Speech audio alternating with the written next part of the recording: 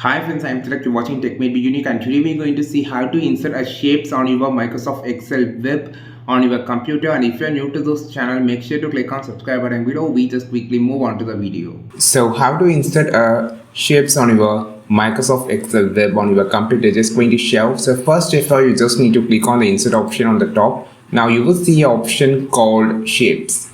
So click this, you will see a list here. So you can choose a basic shape, lines, rectangles, basic shapes like block arrows and equations, flow charts, store banners, everything, color like colors, everything. So you can just easily you can just insert the shapes like this. So we're just going to insert more shapes so you can find how it's look like.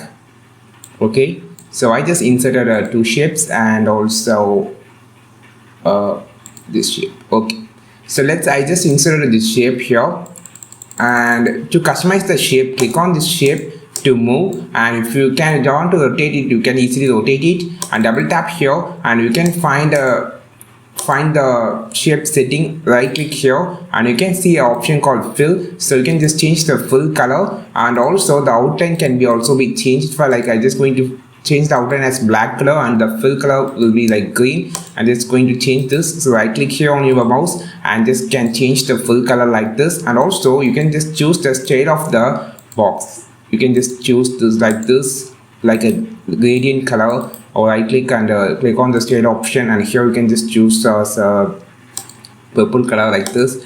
So this is how you just create a shape and on your Microsoft Excel web. I think this video helped you a lot. Like this video, share this video, subscribe this channel. We will meet our next video with the super valuable content. This is Tilak signing off from Tech May Be Unique. Have a wonderful day.